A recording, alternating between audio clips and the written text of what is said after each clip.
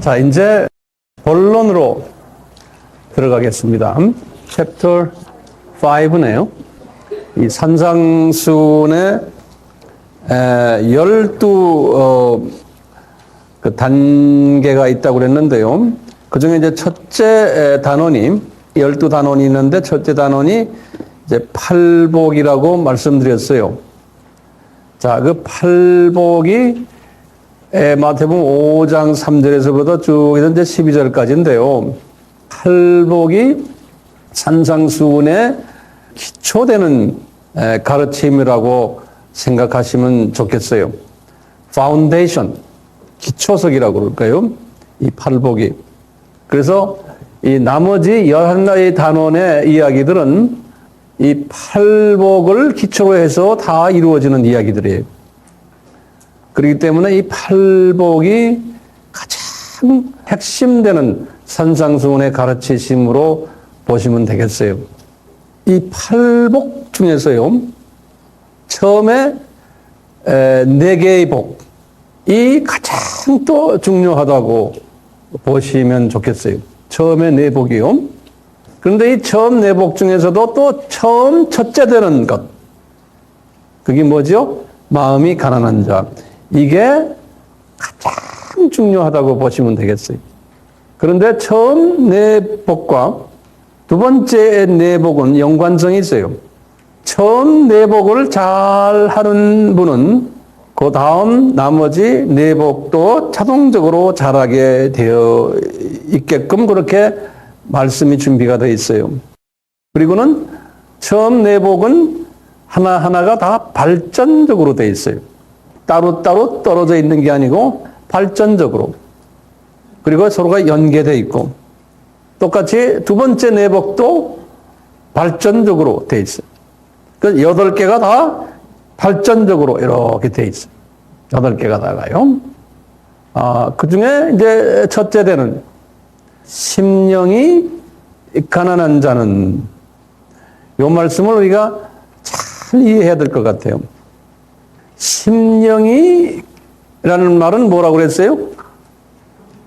푸뉴마. 그 푸뉴마는 나의 영이에요. 그러니까 나의 영이 가난한 사람은 이렇게 이제 이해하시면 돼요. 그러면 내 영의 위치는 어디 있느냐? 우리 하트에, 그 중에서도 하트에서도 가장 낮은 부분, 깊이 있다라고 이렇게 기억하시고요. 그런데 지금 예수님이 하시는 말씀이 그 하트가, 그 푸뉴마가 가난하다고 고백하라는 거예요. 가난하다고. 자, 그러면 이 헬라 말에는요, 가난이란 단어가 2단어가 나와요. 푸토코스라는 단어가 있어요. 그 다음에 고린도후서 9장 9절에 보면 페네스라는 또 단어가 있어요. 같은 가난인데. 이 페네스라는 가난은 무슨 가난이냐면 하루 노동으로 하루를 근근히 살아가는 정도의 가난이, 생계를 유지할 수 있는 가난을 말할 때 페네스 가난이라고 그러는데, 푸토코스 가난이라는 것은 완전히 없는 극빈자 가난이에요.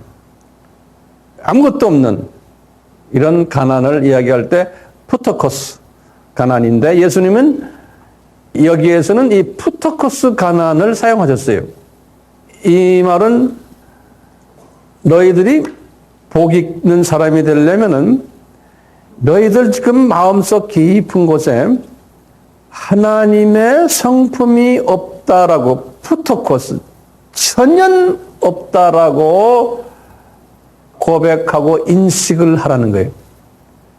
그런 사람은 복 있는 사람이라는 거예요. 제가 이제 하나하나 이해를 드릴게요. 저 모태신앙인데요. 그리고 지금 40년, 50년을 예수님을 섬기며 교회 생활을 했고, 설교를 들어도 수만 번을 들었고, 성경도 잘 가르치고 하는데 내 속에는 성령의 9가지 열매, 이런 것이 없습니다. 라고 현재형이기 때문에요. 매일 죽을 때까지 계속성이에요. 죽을 때까지. 이것이 없습니다. 라고 고백하는 사람은 복 있는 사람이라는 거예요. 제가 성경도 많이 알고 헌금도 많이 내고 선교도 하고 다 하는데 저한테 왜 이것이 없습니까? 그러면서 예수님, 제가 질투심이 너무나 많습니다. 아직도요. 잘 가는 사람 보면, 잘 나가는 사람 보면은 왠지 씁쓸합니다. 우리 아이들보다 잘된 아이들을 본 가정을 보면은 왠지 내가 기분이 안 좋습니다. 나보다 잘생긴 사람 보면은 그냥 마음이 불편합니다. 저는 왜 이렇게 생겼고, 저는 왜 이렇게 돈도 없고, 저는 왜 이렇습니까? 라는 이렇게 비교의식을 가지고 질투심을 가지는 것이 제일 우리에게 문제되는 우리 원수거든요. 이것을 항상 마음속에서 고백하는 거예요. 인정을 하고요. 이걸 인정하는 거예요. 인정하는 거. 그러면서 나에게는 선한 것이 없습니다. 질투심이 아직도 많이 있습니다. 이거 없는 사람 없잖아요. 우리는 죽을 때까지 이걸 가지고 이제 주님한테 갈 사람들이에요. 그렇지만 끝없이 이것을 자꾸 고백하는 거예요. 그리고 내가 인정하는 거예요. 인정. 현재형이기 때문에 이건 영원히. 주님이 그거 인정한다고 해서 우리한테 그걸 다 뽑아주진 않아요. 다 뽑아놓으면 이게 교만해져가지고 안 돼요. 있어야 돼요. 혹을 달고 있어야 돼요. 그 바울에게도 있잖아요. 내가 너에게 이 육체의 가시 허락하셨잖아요. 자고하지 못하게. 그렇지만 이놈 때문에 내가 자꾸 키를 낮추게 되는 거예요. 그러니까 보이지 않는 망치가 내 위에서 자꾸 치려고 그러면 톡톡 때리는 게 있는 거예요.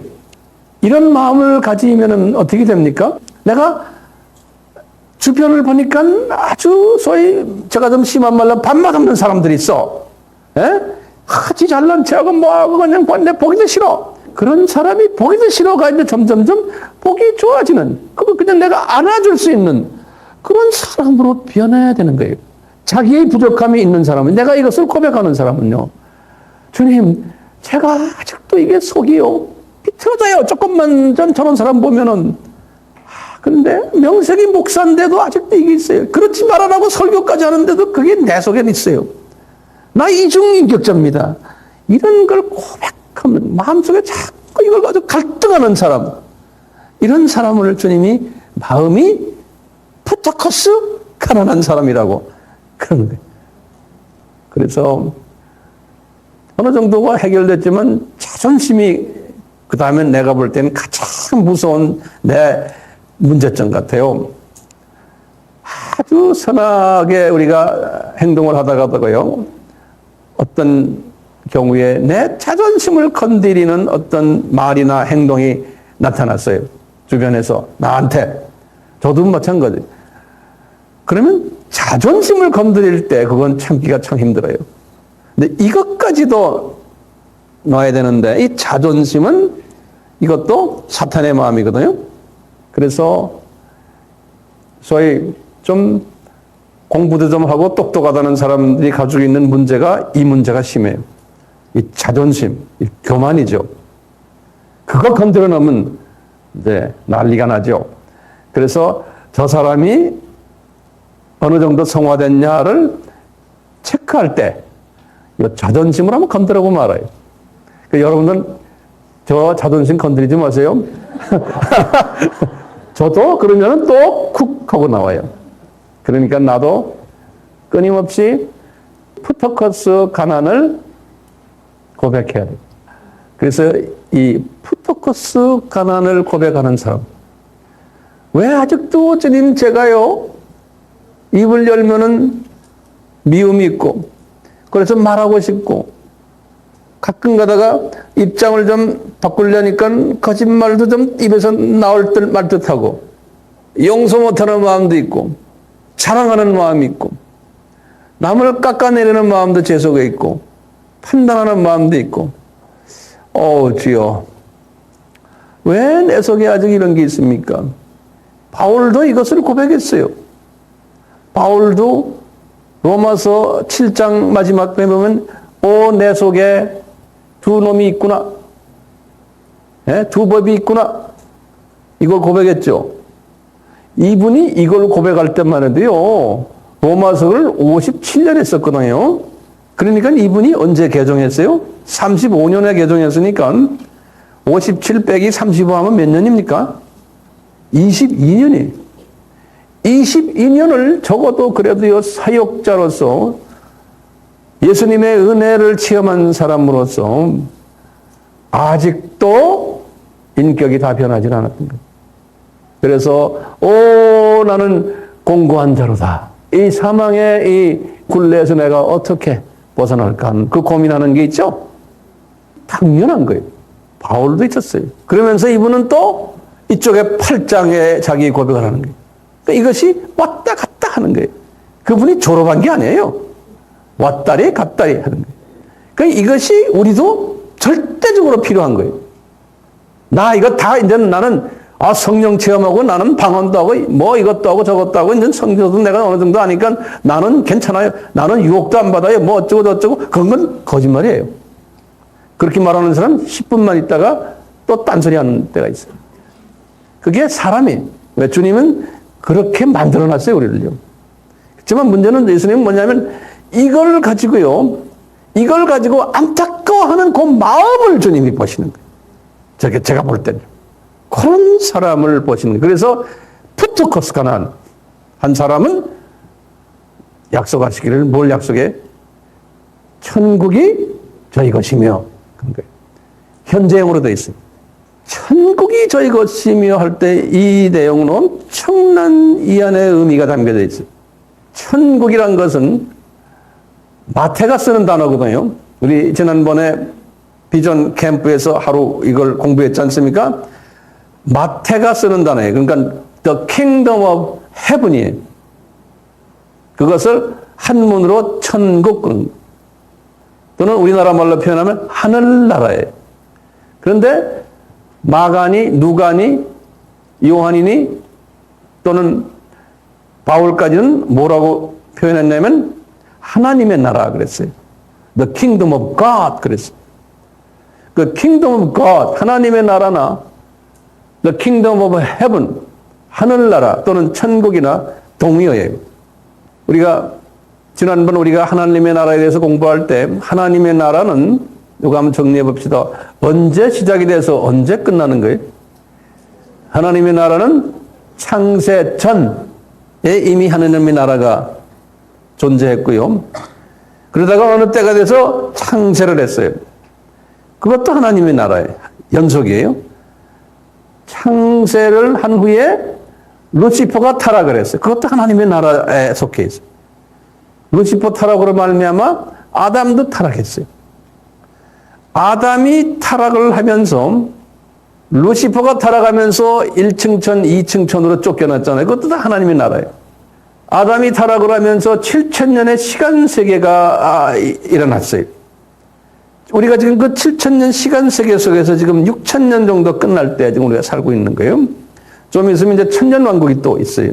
그 토탈 7,000년 이 시간 속에서 우리가 살고 이것도 하나님의 나라예요. 그리고 이제 이 시간 세계가 끝나면은 심판이 있으면서 영원 세계로 새 하늘과 새 땅으로 들어가는.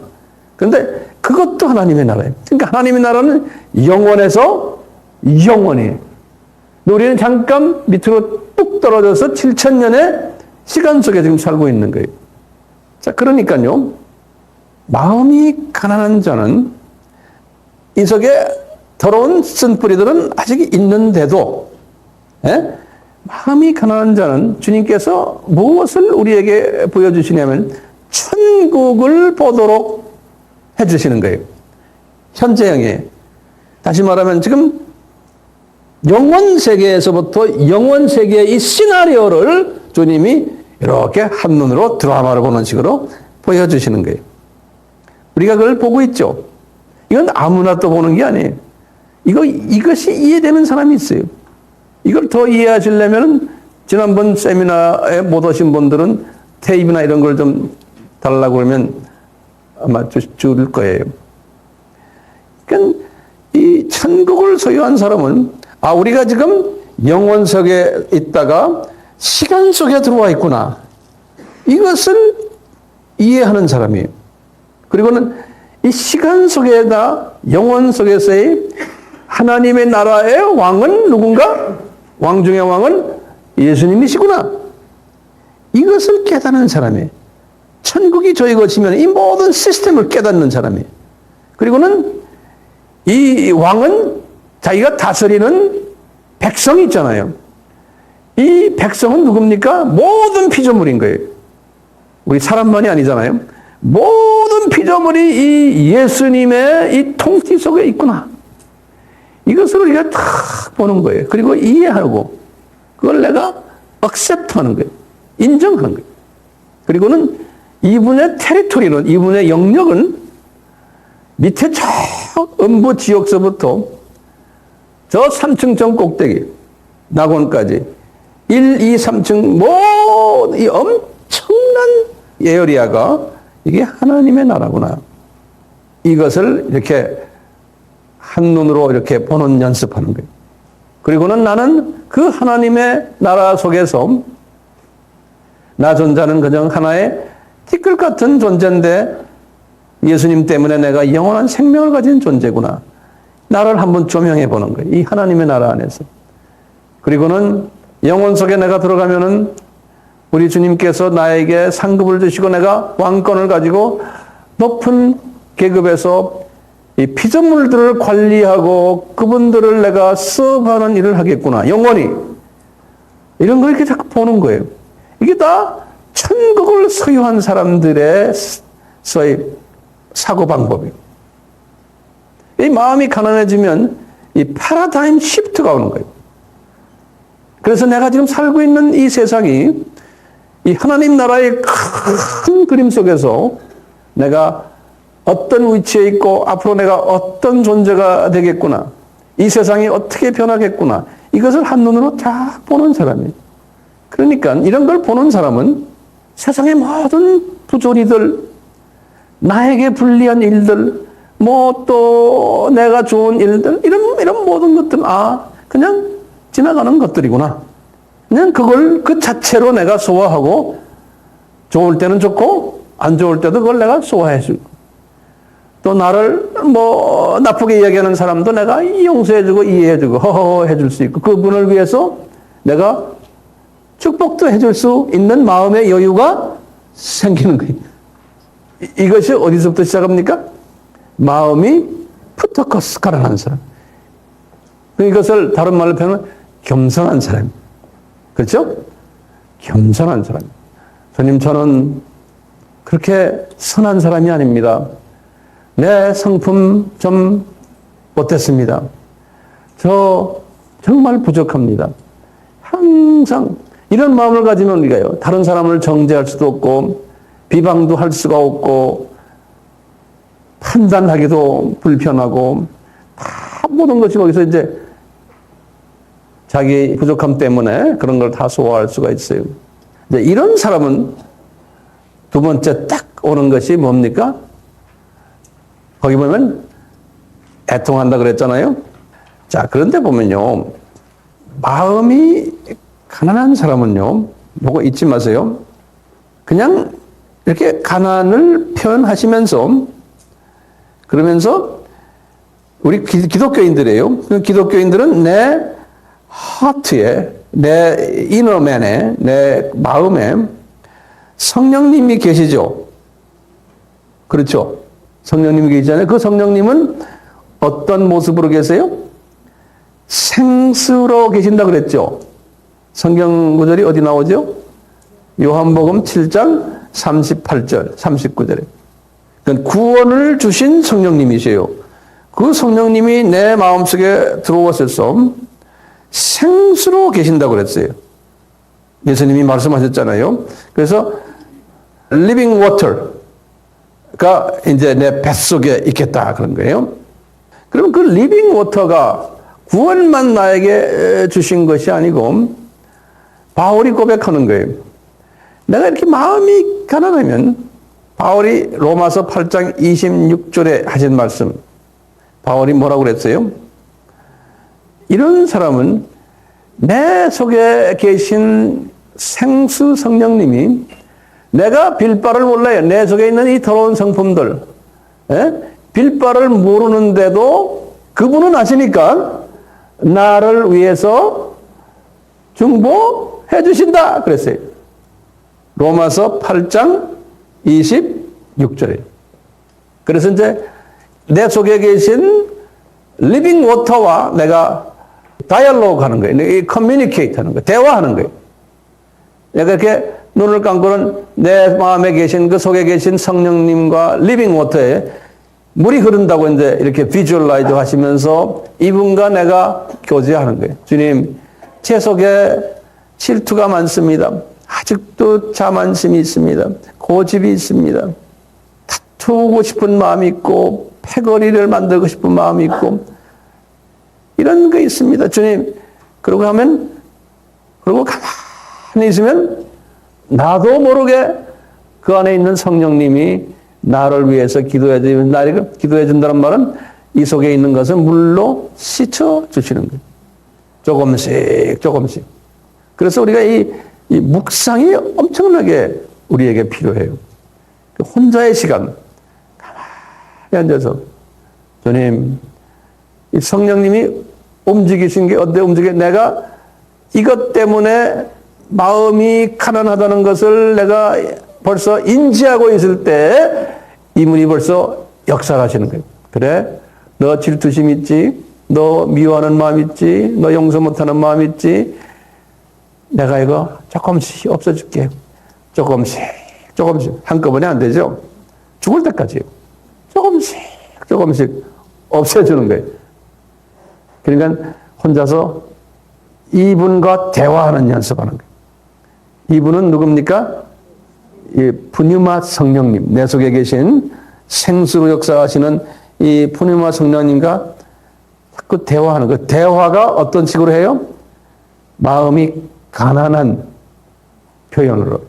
내 속에 나는 완전 가난합니다. 성령의 열매가 없습니다. 제 속에. 예수님의 성품이 조금도 없습니다. 말로 하지 마시고 묵상을 하는 게 더 강해요.